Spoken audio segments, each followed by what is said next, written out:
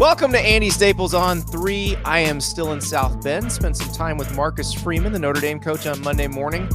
Very instructive interview and just fascinating to watch as a team tries to figure out how to come back from a gut punch. And if you remember correctly,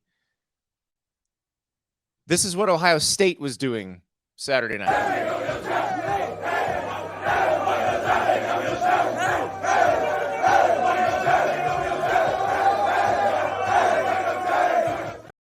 So that's Ryan Day celebrating after Ohio State ripped Notre Dame's collective heart out of its chest. You'll hear more about Ryan Day when we get to our Dear Andy segment, because there's still some questions lingering from how Ryan Day responded to Lou Holtz and just the sheer vitriol from Ryan Day in that and why he did that. But we'll get to that in a bit. Let's talk more about Notre Dame, which, by the way, has to turn around and go play Duke, which is one of the hottest teams in the country, led by Mike Elko, who has done a phenomenal job there. Former Notre Dame defensive coordinator Mike Elko, by the way. And Notre Dame's got to get this figured out, because this is their season again. If they want to make the playoff, they can't lose again.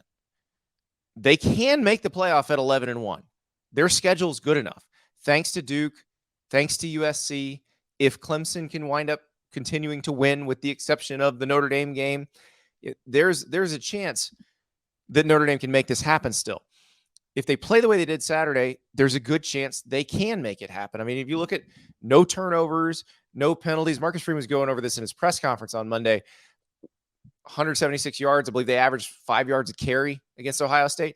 They had statistically a game that you'd think, if you just looked at it, you'd say they won the game. So the fact that it was ripped away from them at the last second, that's a lot to process. And so I was talking to Marcus Freeman about what you do in this situation. And he said, he was talking about his former coach, Jim Tressel. So he played for Jim Tressel at Ohio State. And he said that Jim Tressel at times will mention to him, hey, do you remember when I said this after this game? And Marcus Freeman will say, well, no, I don't remember that, but I remember how I felt.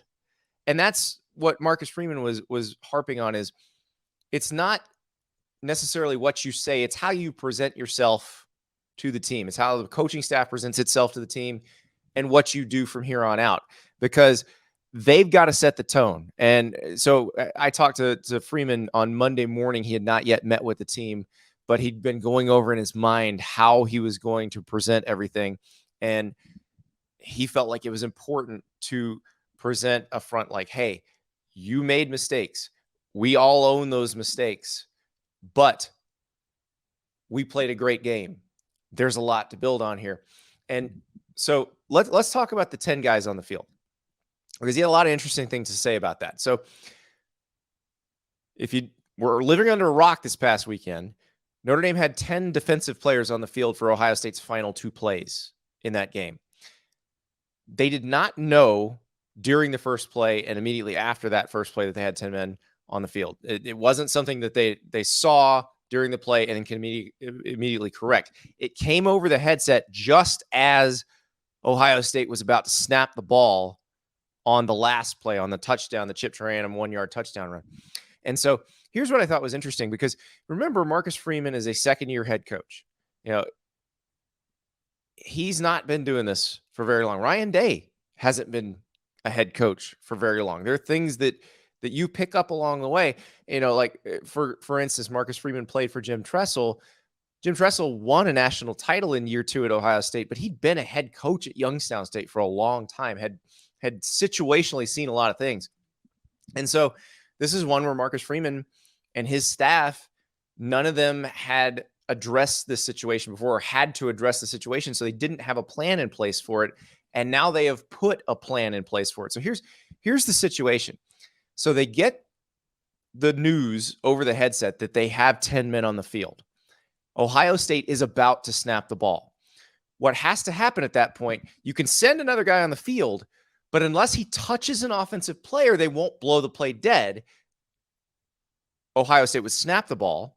You would then have you'd have a player offsides, so the official would drop the flag. It'd be a free play. So if you stopped them with the 10 men, because the other guy wasn't going to even be able to get in position, they would get another play.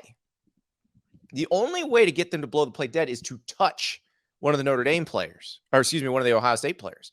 So here's what they're going to do in the future. And it was really interesting hearing Freeman talk about the process of this. So they have these wise men meetings on Fridays with their team where they talk about different situational football and things that a team could have done better. They'll show clips from around the country, and it's stuff that either a team did well or a team could have done better. You know, just if they see a team that has good situational awareness, like a guy intercepts a pass while they're protecting a lead and gets down instead of trying to score a touchdown, that sort of thing.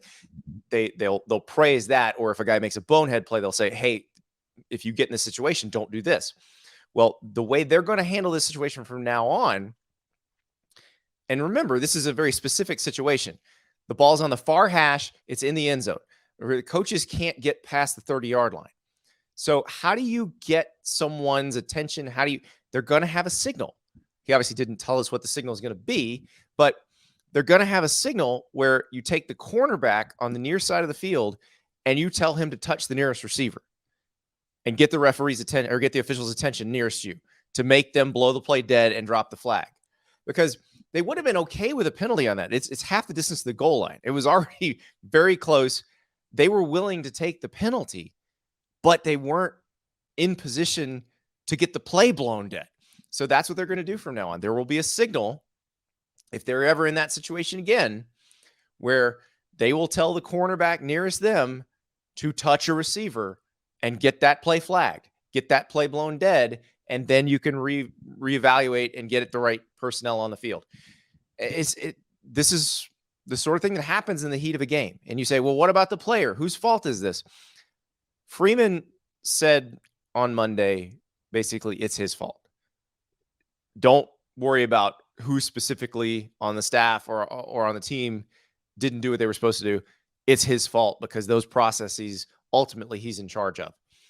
And it's tough. I mean, when stuff like that happens, or you get guys who get dinged up, sometimes this will happen. And you've seen it around the country. You know, Florida had the situation where they had 2 number 3s on the field in the Utah game, and then later in the Utah game, wound up trying to block a punt or block a field goal with 8 guys. So it happens. It's what you do afterward. And you saw with Florida that they've seemingly have corrected some of those situations and gotten it taken care of. Theirs was that, you know, the matching jersey number situation. They seem to have gotten that taken care of.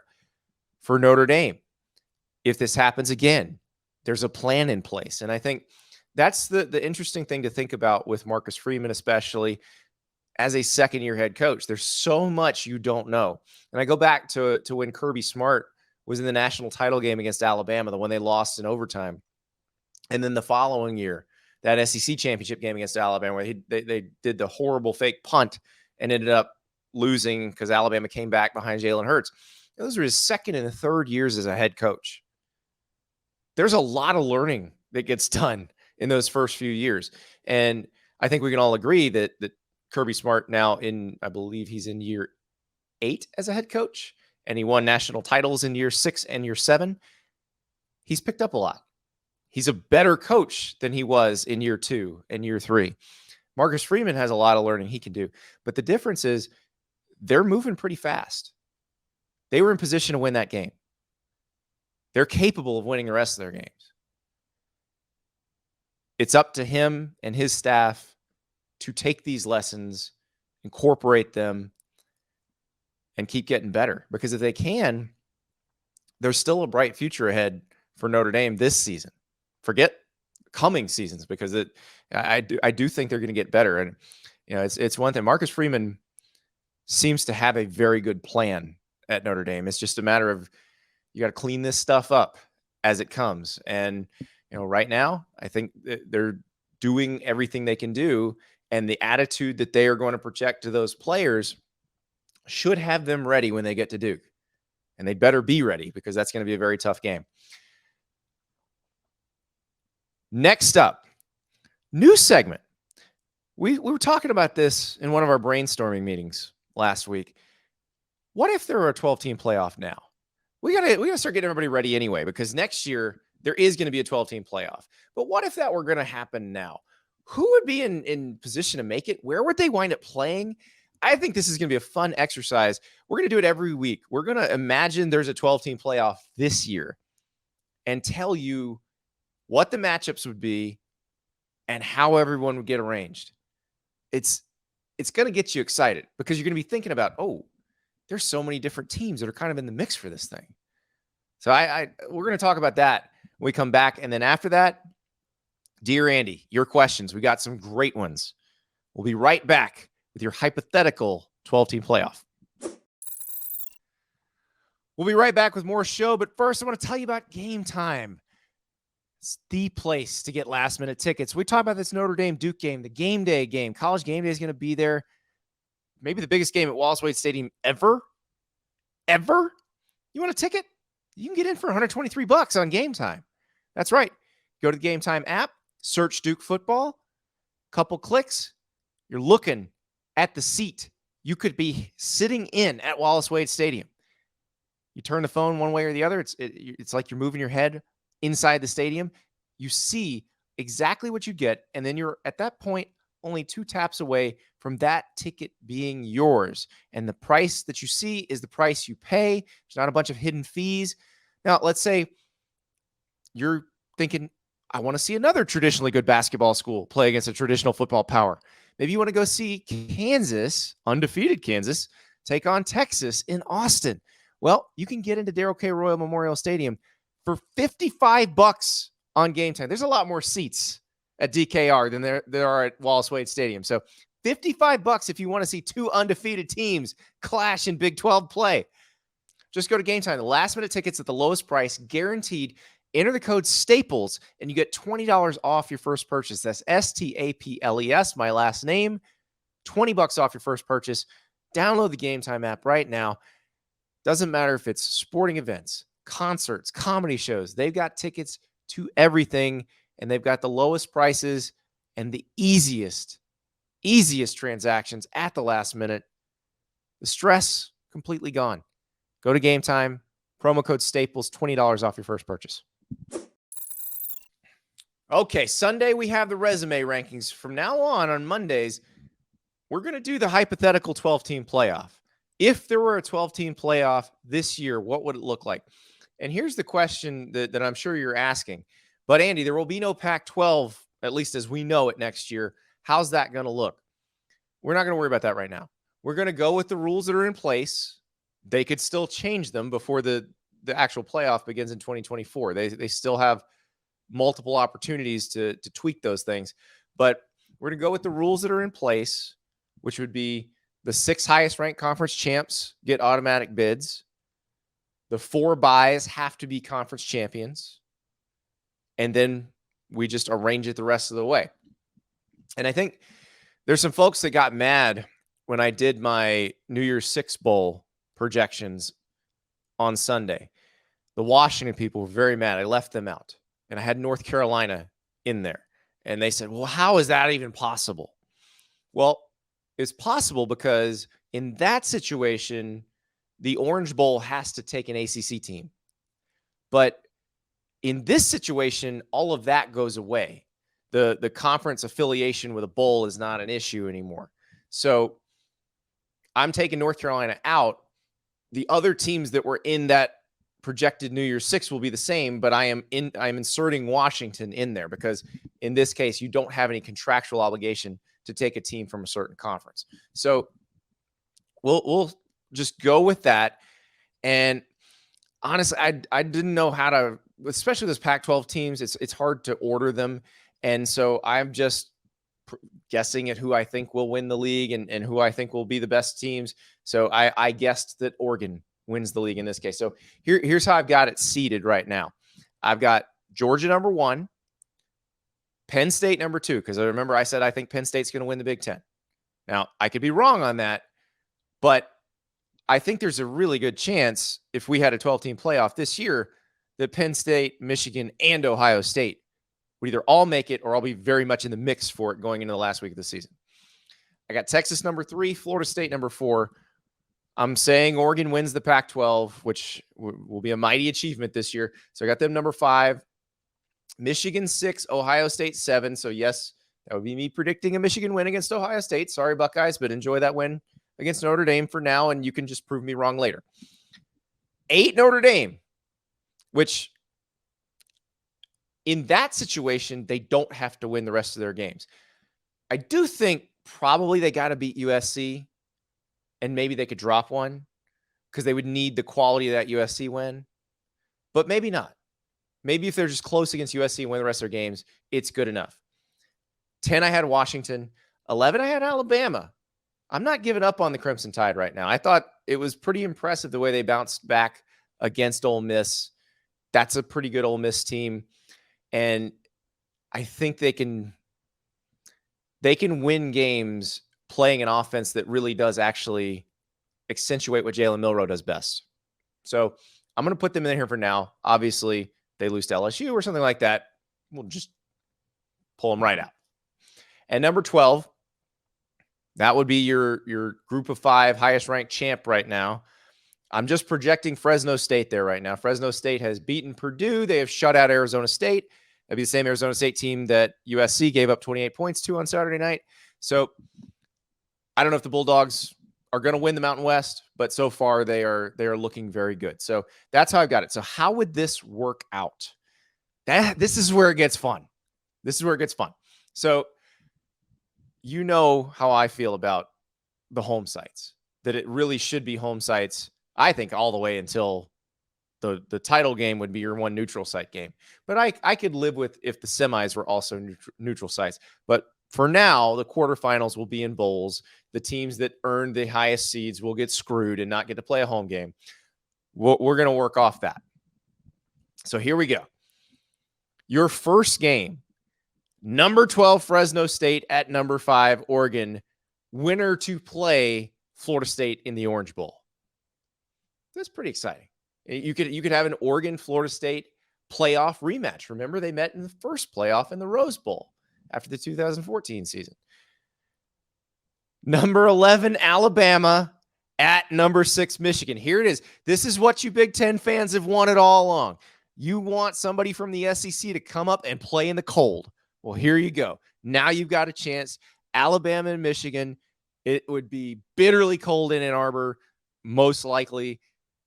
And the winner plays Texas in the Cotton Bowl. I mean, just the helmet matchups with those potential, whatever the 2 potential quarterfinal matchups are, and the Alabama-Michigan.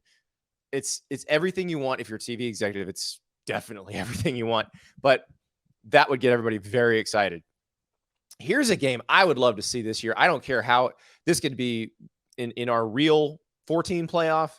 If this is a game, I would love to see it. If this winds up being a bowl game that isn't in the playoff, I'd love to see it. But these 2 teams I would really like to see play each other. Number 10, Washington at number 7, Ohio State. The winner plays Penn State in the Rose Bowl. Come on. And I know what you're saying. Oh, but Ohio State already plays Penn State. Yeah, we're going to have rematches. It's just inevitable. In fact, the next game is another rematch. Is a rematch at the same site it was played during the season, which these are going to happen. We obviously see them in the NFL playoffs, and of course we see them in every other level of sport when they have more games. But number 9 USC at number 8 Notre Dame. It would be nice if it flipped the location, but maybe I should have just, in my randomizing and guessing about where everybody be ranked, should have just put Notre Dame at 9 and USC at 8. But my supposition was Notre Dame beats USC in the regular season. That's the only way that happens. And USC then loses the one key conference game that costs it the conference title. So Notre Dame would be ranked ahead of USC in that situation. The winner plays number 1 Georgia in the Sugar Bowl. Come on. That's going to be so much fun. Those matchups sound incredible. I'm ready for that. If they could do that right now, I'd be fine with it. Because actually this season, it feels like there's so many more than 4 teams that could really compete for the national title. Most seasons, sometimes it feels like there's only 2, maybe 3. This season, it feels pretty wide open. I wish they could do that, but unfortunately, not time yet. But we can do this every week. We can dream. And then next year, the dream becomes a reality. It's going to be fun. I know there's people who don't like change. I get that. But once you see these games and the more you see what potential matchups you're going to get, I think you're probably going to say, you know what? I think I'd probably watch that. I think I probably would enjoy watching that. You know what I enjoy? Answering your questions, because you are the smartest, best looking, coolest viewers and listeners on the planet. And you have some great, great questions. When we come back, it's time for Dear Andy. It's that time when we turn the show over to you. Your questions asked. Hopefully I can answer them in a satisfactory manner. Dear Andy, that's right. We start with Ryan, and I'm assuming this is not actually Ryan Day asking this question, but going after the octogenarian golden homer after one successful short yardage attempt against 10 defenders seems a little unhinged. Are we really supposed to believe that Ohio State is suddenly a tough team? Has Michigan permanently done real damage to the brain of Ryan Day? I got a lot of questions like this, a lot of responses like this over the weekend because of the way Ryan Day vociferously went after Lou Holtz, who, yes, is in his 80s, was playing to a Notre Dame home crowd on Friday when he said that Ohio State was not physical. And, you know, it's interesting because it does seem like a weird target. But I think with Ryan Day, it was the most public version of the narrative that's been going around about Ohio State over the last couple of years. And so he seized on that. There have been a lot of people saying that Ohio State is not physical enough, can't just line up and knock you off the ball.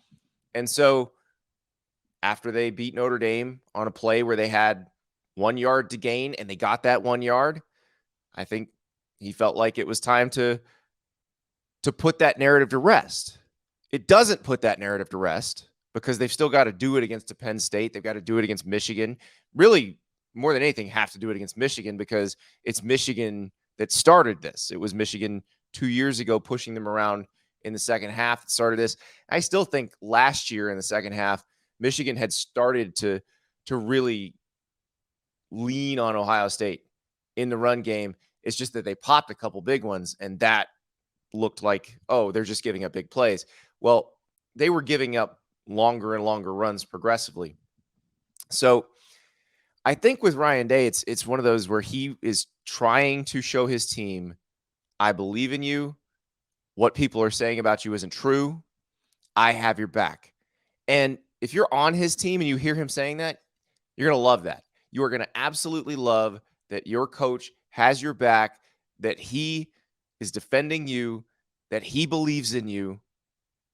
I do think this was more a message aimed into the locker room than it was aimed everywhere else. I know Ryan Day said that he was defending Buckeye Nation and defending that. I don't think that's the case. I think he was sending a message to his own team, which to the outside world is going to be, okay, great. You're picking on an 80-year-old guy who's just saying that the team that used to employ him is going to win a game.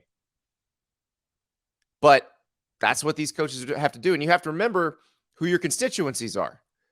For Ryan Day, his constituencies, the Ohio State team, the Ohio State fan base, the Ohio State administration. Those are the only people he really has to satisfy. So he beat Notre Dame, which satisfies the fan base for now, though I think the fan base is still a little skeptical because that narrative, by the way, a lot of it comes from within the Ohio State fan base. They're the ones saying, hey, I would like it if this team could just line up and knock people off the ball. But they're satisfied for now because they're still winning, and that was a huge win. The administration still happy with Ryan Day because one thing I thought that was interesting in that Lou Holtz clip is Lou Holtz actually mentioned all the games that Ryan Day has lost as Ohio State's coach in one sentence. There are not many coaches in the country where you can list all their losses in one sentence when they're in year 4. So I think that is the other piece of this. You know, Ryan Day, actually, it's year 5. It's 4+ years he's been there. So Ryan Day is probably defending himself a little bit, saying, guys, I'm running a pretty good program here. You can get up off my back. Whether you want to believe that probably depends on who you're a fan of. I'm guessing this particular Ryan who asked the question is a Michigan fan. And if you're a Michigan fan, then you just have all the fun you want with this. because you've won twice in a row in the series. You suffered greatly at the hands of Ohio State this century, and you're enjoying the fact that you have won twice in a row and that you have been the more physical team and that you've played the way that you would like to play and, won the way that Bo Schembechler would have appreciated. That's great. But for Ryan Day, I think it's more sending that message to his team. And it's a message his team probably needs as it goes into Big Ten play, because there will be times when they get challenged up front. Penn State and Michigan especially are going to really challenge them up front, because Ohio State, I don't think they're as good on the offensive line this year as they were last year. Penn State's D-line, much better than what they saw against Notre Dame. Michigan's D-line, better than what they saw against Notre Dame. They're going to have to rise to that challenge if Ohio State wants to win the Big Ten, make the college football playoff, play for a national title. These are all things that are on the table, but they will have to be better than they were in the second half against Notre Dame, because, again, they'll be facing a little bit better competition.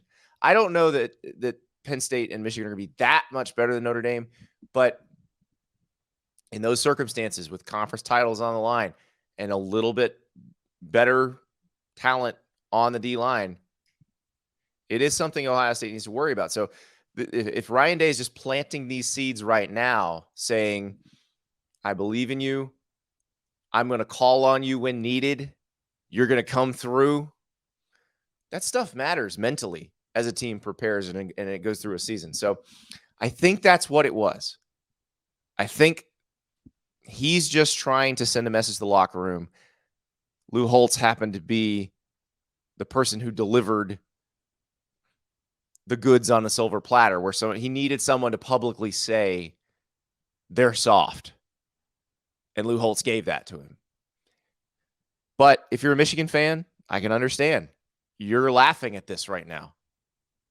And you can laugh as long as you want, as long as your team does the same thing in November. But we got a while before that. Let's move on. This question is from Randy, but we will stay in the great state of Ohio for this one. Does Taylor Swift dating Travis Kelce make the Cincinnati Bearcats the largest college fan base in the country?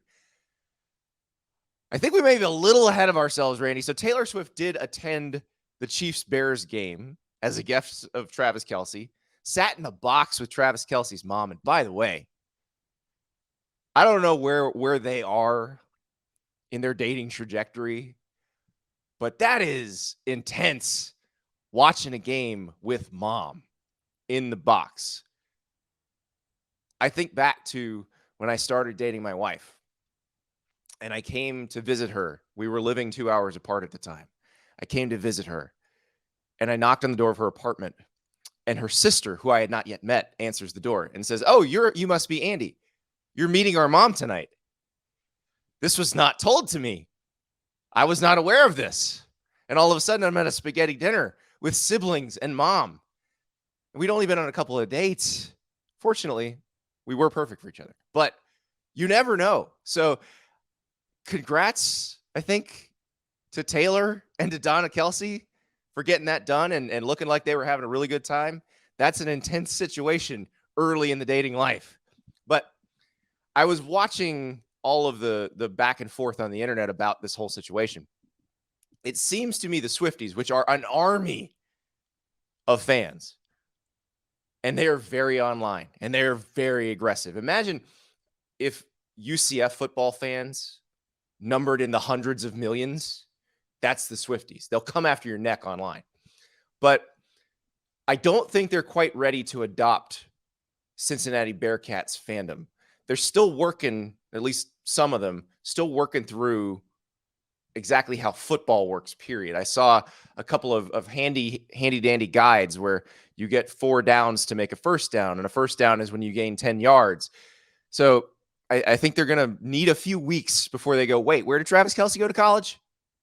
But then, I mean, if this relationship matures, if this lasts, if she's not writing songs about Travis Kelce within the next month or so, if this endures for a little while, yeah, the Swifties are going to go deep into this. They're going to say, oh, he did go to Cincinnati. Oh, He was a Wildcat quarterback in the 2009 season and then became a full-time tight end. Oh, they'll know it all. They'll probably get mad at Brian Kelly for leaving retroactively. Marty Gilliard will say, thank you. You have my sword.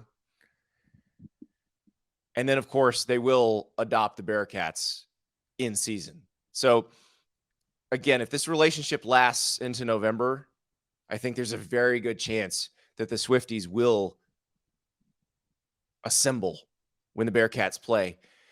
And may God have mercy on the rest of the Big 12 fan bases when that happens, because you got UCF fans in there now, and they are aggressively online people, but they are a relatively small faction compared to the army that is the Swifties. So watch out. And good luck to everybody else. And good luck to Taylor and Travis. They seem like a pretty cute couple. Next up, Tony in Jacksonville, Florida. Dear Andy, this is Tony from Jacksonville, Florida. Greetings. And my question is looking forward to next year when we start conference play in the SEC. Thinking about all of the changes happening next year with the monster conferences, do you think fan bases are going to change their expectations, or will they be more realistic, knowing that if there's a possible 10-2 season, they make the playoffs, or in contention 9-3, if a lot of teams are really good and they kind of cannibalize each other? With the expanded playoffs, do you think it will give fans more of appreciation that they make the playoffs? Kind of like, 2011 New York Giants, teams that may go 9-7 or like 10-7 now in the NFL, they kind of get into the playoffs. Do you think that teams will just be happy that they're in instead of having this crazy expectation to go 13-0 with these new monster conferences? Thanks, Andy, for everything. All right, Tony has a good question, and I think the answer depends on who you root for. It's like anything else. All politics are local. So he asked about the SEC, but we could expand this to the ACC and the Big Ten as well, because they will be getting larger next year and the playoffs expanding. So everybody's kind of in the same boat in this situation. The Big 12 got larger this year. It will remain large next year. In fact, get even bigger. So I think what we got to do is narrow this down kind of by category of team. If you are Alabama, Ohio State, Georgia, if you are in those fan bases, just making the playoff will not make you happy. Going 9-3 will not make you happy. You expect more. You expect national championships, and that's simply not good enough. But that's where you are. If you are a South Carolina or a Kentucky fan, or you are an Iowa fan, or you are a Wisconsin fan, making the playoffs would make you deliriously happy. So I think everybody's going to have to deal with adjusting their expectations. Now, what I do think, or at least I hope happens, is we see better non-conference games emerge from the expanded playoff, because people don't have to worry about going undefeated or only having one loss to make the playoff. And then that way, it does normalize being okay with a loss or two, an understanding that you're probably not going to go undefeated to win the national title. And I don't have a problem with that. I don't understand the pushback from the purists about why that's bad, because, there are no great teams. No, there are no more teams dodging good non-conference games so that they can go undefeated. There are very few teams, if you go back through the BCS era and the 14 playoff era, that really challenge themselves in the non-conference. And every year we're trying to have a great schedule. Clemson would challenge itself, but the ACC schedule was not particularly great. Alabama would schedule very strategically, where they'd play that neutral site game against a Power 5 team that didn't feel like that big of a threat. I just watched Notre Dame and Ohio State play in a home-and-home series. It was outstanding. It was fantastic. And I'm so glad that they scheduled that game. And I know that Oklahoma and Georgia, they've scheduled some series that going forward are going to be great, but could potentially give them losses. Michigan's got a bunch of these. Notre Dame obviously has to do that because of the independent schedule, but they've got some marquee series coming up. I hope that continues, that other teams look at that and go, all right, it's not going to hurt our playoff chances if we play this game. In fact, it's not going to change our conference championship status at all because it doesn't count in the conference standings. So it doesn't count in terms of whether you get a bye into the playoff or not. So hopefully there will be more of those games. And then, yes, I think gradually how we look at this will adjust. It's going to take a few years, though. You know, there will be people who just reflexively say, oh, they got 2 losses, they're out. That's not going to be the case. And then it's going to be about who did you lose to? Who did you play? I think who did you play is the better question than who you lost to, because the whole concept of good losses, nobody likes that anyway. But who did you play? Did you attempt to play a good schedule? And I think that will be taken into account. And I think the teams that attempt to play a better schedule should get preference in seeding and in whether you make it. So if you're looking at the last at-large spot and you've got a team that played some directional school or an FCS school when they could have played a good game, and the other team played a good game and they have the same record, take the team that tried to play a good game. Reward that team, because that's better for business. That gives you better games going forward because it demonstrates to the ADs who make the schedule that when you play better games, you get rewarded. And I think they'll get rewarded at the box office, and they'll get rewarded by the TV ratings, and they'll get rewarded in terms of TV deals going forward. And that matters too, because I think fans have very much checked out on the body bag games. They don't want to go. It's expensive to go to games. It's expensive to travel. If you live 2 hours, 3 hours from your university, you got to do the 2-night hotel minimum, or you got to have an RV. People don't want that anymore. They're not going to come unless they have a reason, unless you've given them a real reason to come. So I think all of these things work in concert. Now, the question is, will the Ohio States and the Georgias of the world, will their expectations ever change? And I think probably depends on if they're still winning the way they are. If they are, I don't think they change, because you go look at the NFL.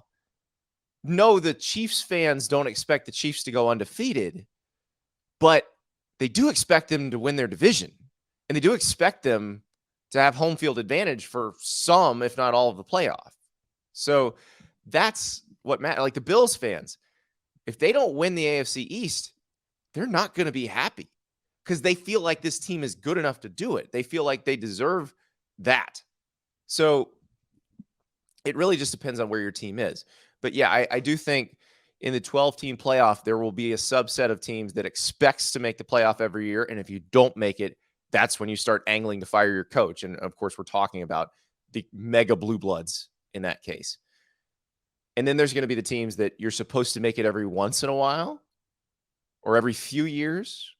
I think this would be your Penn States and your Floridas, and that's where that expectation will be set for now. Now, if you do start making it every few years, then you're going to have to start making it every year. That's just how that system works. But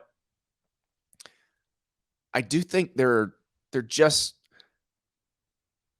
programs out there that are going to be thrilled, delighted if they make the playoff once every 15 years. And it's funny I say that. This system may not last 15 years. The last one didn't.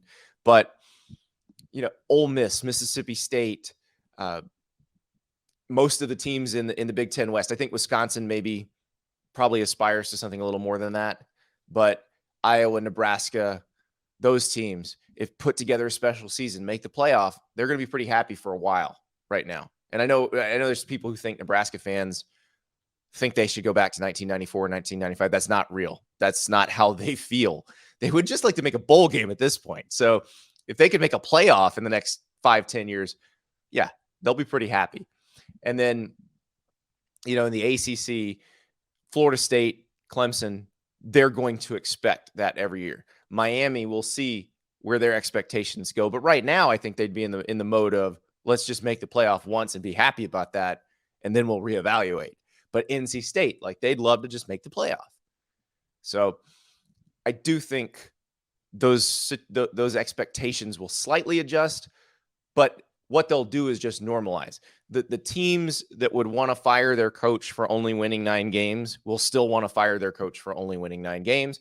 The teams that are happy winning 8-9 will still be happy winning 8-9. And once they start winning 8-9 consistently, then they'll be unhappy with that and want more. And that's just human nature. It's not going to change just because the system changed. Let's go to Justin in Detroit. He has a couple of questions. We'll start with number 1. How desirable is the Michigan State head coaching position? Would another Power 5 coordinator consider it, or is it not that desirable? I believe it is a top 20 position, but I know not everyone feels that way. All right. Would another Power 5 coordinator consider it? No, other Power 5 head coaches will consider it. It is, at the moment, the most desirable job that's going to open up this cycle. We'll see if something better opens. It's possible, but we don't know that right now. Michigan State's a good job. You know, Mark D'Antonio took him to the top of the Big Ten, took him to the playoff in the 4-team version. This is a place that will pay you, as we learned with Mel Tucker. They paid him $9.5 million a year. This is a place where you can get good players. This is a place where you can develop players. So absolutely, it is if it's not a top 20 job, it's definitely a top 25 job. So yeah, there will be a lot of people who want this job. Will they look at what happened to Mel Tucker with kind of a side eye? Absolutely. Because it does, no matter how you feel about what Mel Tucker's accused of, you can look at that and say, if he was 11-0 right now, would they be trying to fire him or would they be defending him? And I can almost guarantee they'd be defending him. So you do have to kind of watch your back. But if you're winning, then you're going to be okay. So who would want it? You know, we've talked about this. It really depends on what else opens up. But Mike Elko at Duke is going to be the hottest candidate in the country this year because of everything he's done. If something better were to open up, then yeah, that's probably more his speed. But this is something that you might look at because the Big Ten teams can pay a ton of money, and Michigan State has a recent history of success in the Big Ten. It's not like you're going to go get buried. You can make a competitive program there. You can recruit well there. You have what you need. So, yeah, other Power 5 coordinators absolutely are going to want it. I know the Michigan fans got mad when I made that candidate list and I put Sharon Moore on it. But if Michigan's not open, if Jim Harbaugh's not going anywhere for a while, why wouldn't Sharon Moore consider something like that? Why wouldn't any good coordinator in the Power 5 consider a job like that? Because it's a place where if you do the job correctly, you're going to the playoff. You're competing for the conference title in one of the 2 best conferences. You're competing for national titles if you do it completely right. That there's not a ceiling on that. Yes, it's hard. Yes, you have to deal with Michigan, Penn State, Ohio State, but those jobs are hard too. You know, you think James Franklin's job is easy? Like, he gets criticized relentlessly. So, yeah, you got to achieve at a very high level to sustain success there. But you don't come in, unlike at Ohio State or Michigan or Penn State, you don't come in with the expectation that you better win the Big Ten right away. But after a few years of good recruiting, yeah, you're going to be expected to do that. But that's okay because they're going to pay you commensurately. So I think Michigan State is a top 20 job. And I do think a lot of people are going to be very interested in it. It's not, Northwestern's open. It's also going to pay very well because it's in the Big Ten, but it's a much different situation.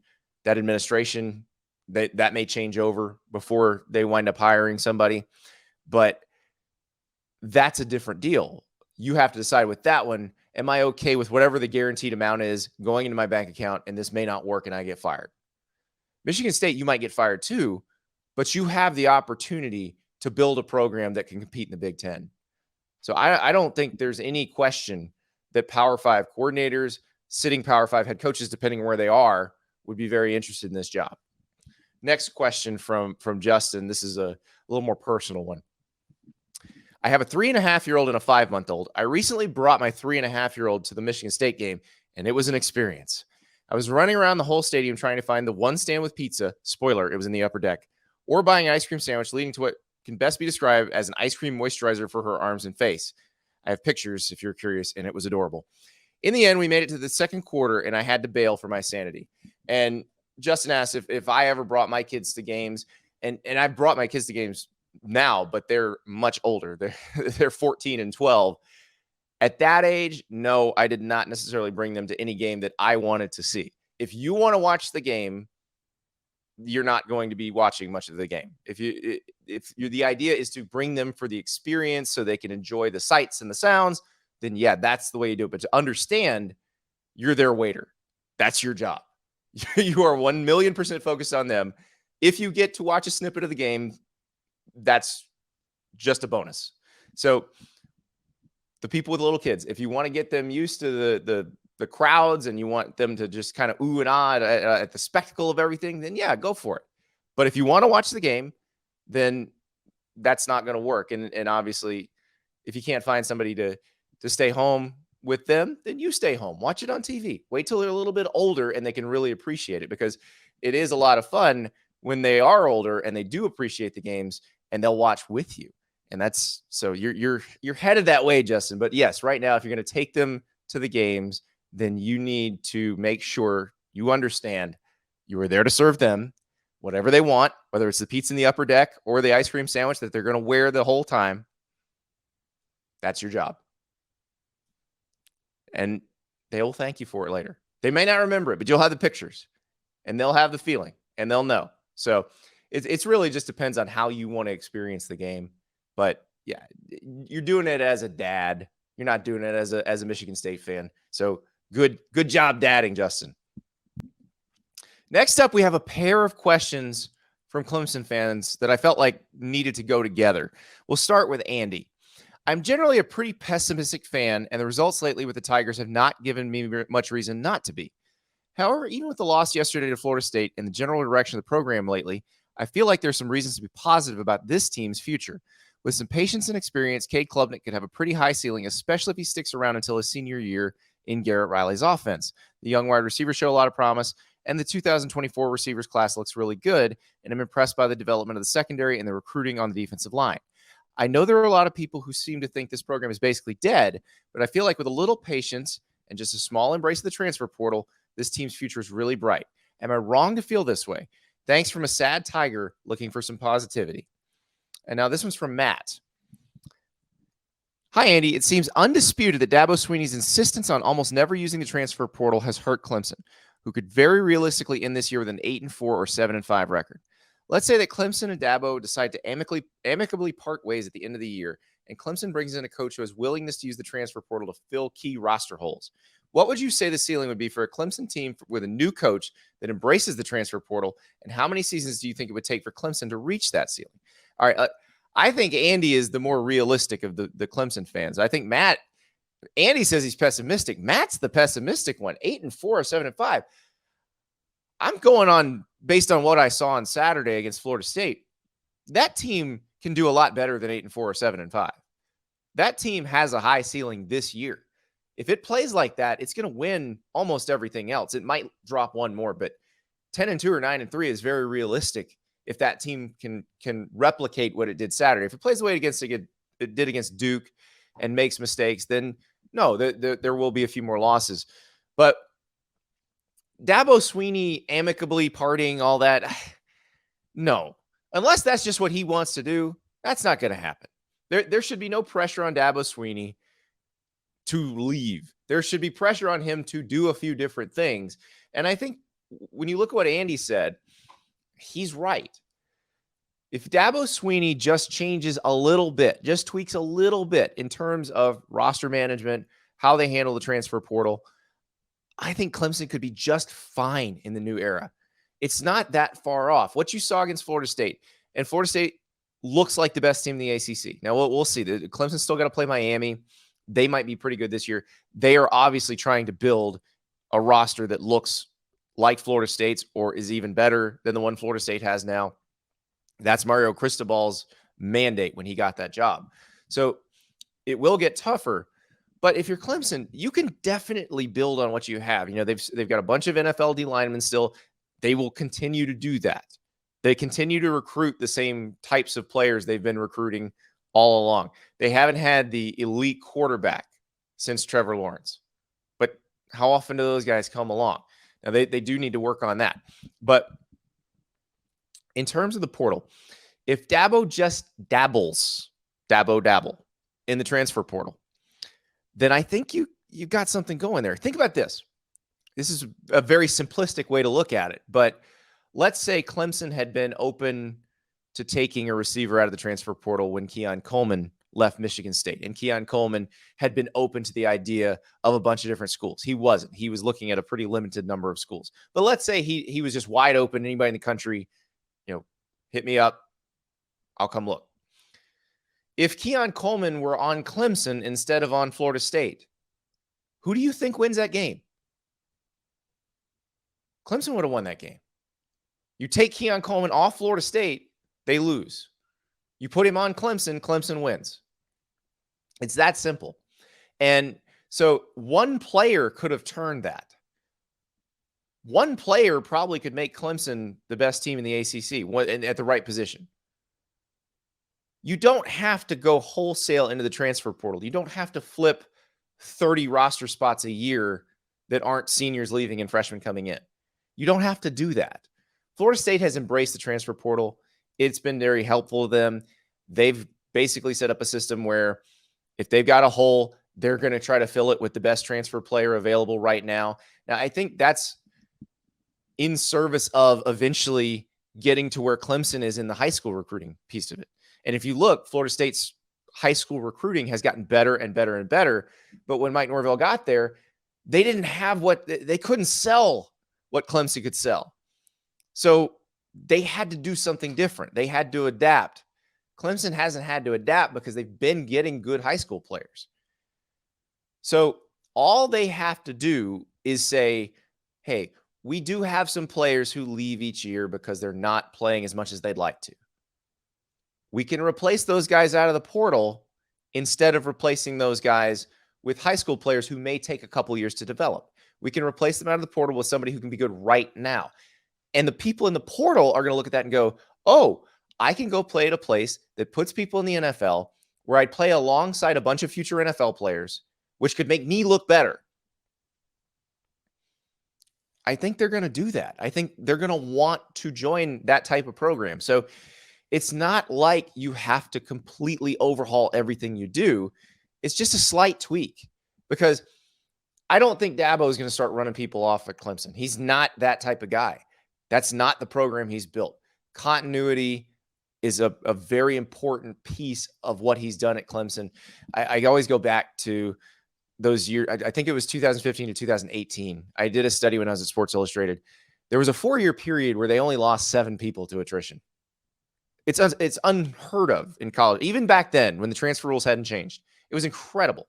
Nobody could do that. So that's what they want. They want that level of continuity. They want players to stay in the program. They want to develop them.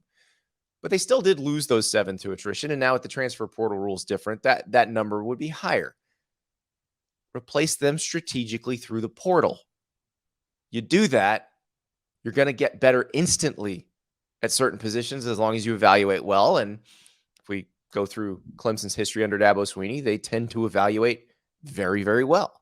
So I think that is the solution there.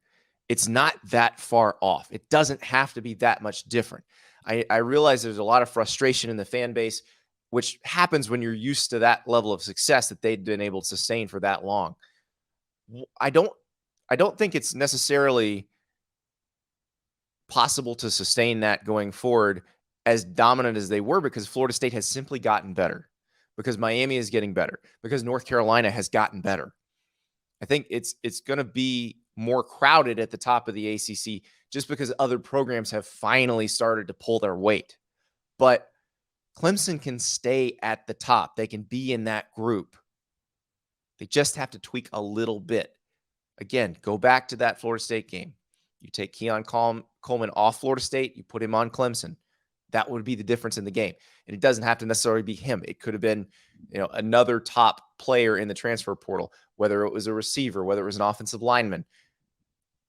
All you got to do is take the right ones, 1 or 2, 2 or 3, I'm not saying 20. It's doable. It's doable. And you don't have to run off Dabo to do it. I think Dabo is smart enough to recognize what's going on and realize you can adjust without throwing out everything you've ever done. Now, that's not something you can solve this season, but it is something you can begin preparing to solve in the offseason. And I do think Dabo's smart enough to do that. So we'll see what happens, but it's not that drastic of a change, and they could be just fine. Next question from Tyler in Seattle. I've been a college football fan my entire life, 68 years old.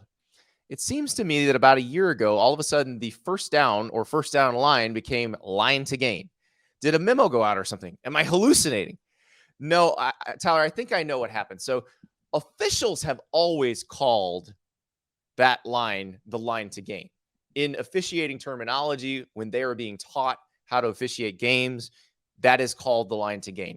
That's the way it's written in the rule books. So that phrase has been around for decades and decades and decades. It's probably been around longer than you, even though you're 68. Where I think it's become popularized and where we've started to hear it more is in these replay review descriptions and explanations that the referee has to give every time they either decide to uphold a call or change a call. Because remember, they've got to go, they look in the little thing, they come back out, and they tell us what happened, and they tell us what they're going to change or why they're not going to change it. Well, that's where the phrase line to gain is getting used a ton during games. And I think once the replay reviews started, which was several years ago, they started using it. Announcers started picking up on it. Fans started picking up on it. And then it became more commonly used. It was something that only officials used before. But now, once we've heard it announced to a stadium full of thousands of people and in front of millions on television, it sort of seeps into our brains, and then we start using it too. And it's an elegant phrase. I mean, line to gain is exactly what it means. You have to gain that line. And you could call it the first down line, but if we're being efficient with our words, what if it's first and goal? Well, a touchdown is officially a first down, but there's a little more to it than that. The goal line then becomes the line to gain.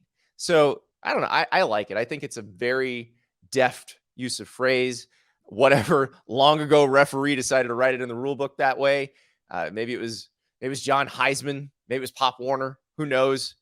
But I do think it is a very, very elegant phrase. So I'm kind of happy that it has become part of our mainstream football lexicon as well, not just limited to the folks in the striped shirts. Our final question comes from Trevor.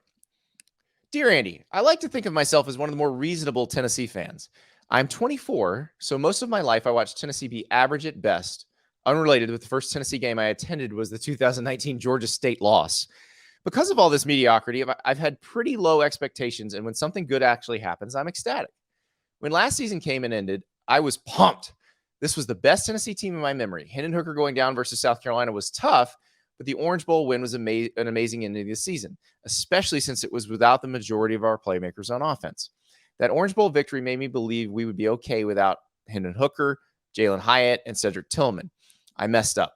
I raised my expectations. I'm not in the club that's yelling Joe Milton sucks, put in Nico, the sky is falling, but I thought we would look significantly better than we do now.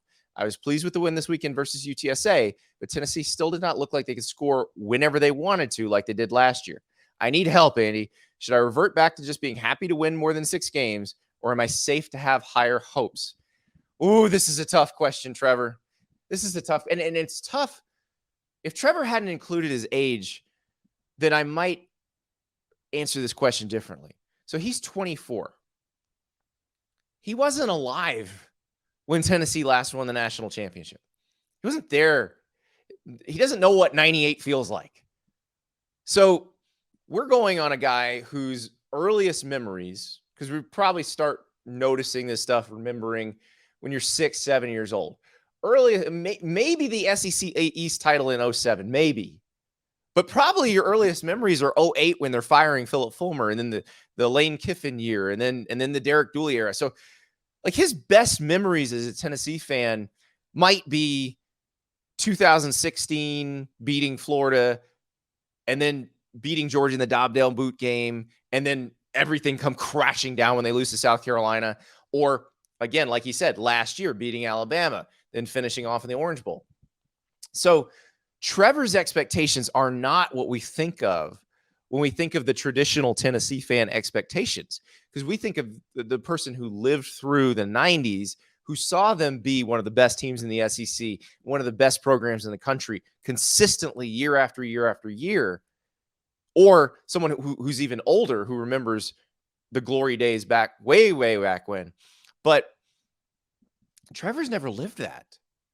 The best he's lived was last year. So he got a taste of it, and then they go lose to Florida, and it's like, uh-oh, wait, is this back to every... I don't know the answer to that, Trevor. I think it's up to Josh Heupel and his team to figure out whether they can bounce back this season and whether they can make this a special year again. I don't get the sense that they can run the ball as well as they did last year, which takes that offense out of sync.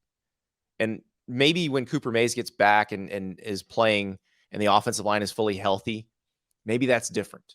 Maybe that allows the offense to be a little more score at will. But it may also be that Hendon Hooker was very special, that Jalen Hyatt was someone who was so fast that very few people could actually cover him.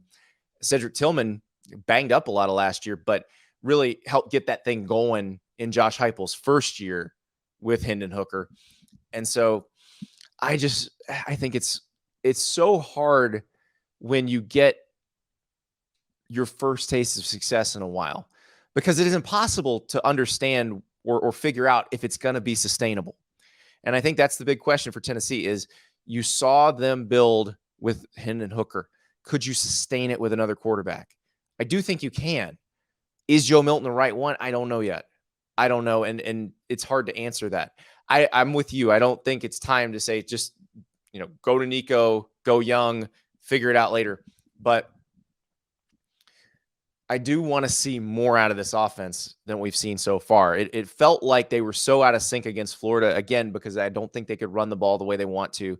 And this offense, if you're not gaining yards on the ground, if you're not gaining yards when the box is light, you can't throw, because they'll just keep the box light and stop you from running the ball, and they'll be able to cover what you want to do through the air. So that's where Tennessee's got to get better. When that box gets light, they have to be gaining 5-6 yards on the ground, because that brings the other person in the box. That opens up what you want to do in the throw game. So we'll see.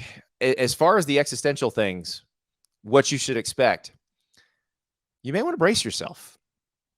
You may want to brace yourself. This may feel, I'm not going to say Jeremy Pruitt era, but it may feel like kind of the mid-Butch Jones era where you're just not quite there yet. And that, I know that's frustrating, but that was a really good season last year. There's a lot of teams in the SEC that are spending a lot of money to try to be as good as Tennessee was last year. So they're going to be trying to knock them off. The wins against Tennessee are going to feel bigger. They're going to get everybody's best shot. All of the things you actually want to happen. But the problem is when you don't have the team to withstand it, it's not the results you want. So Trevor, good luck.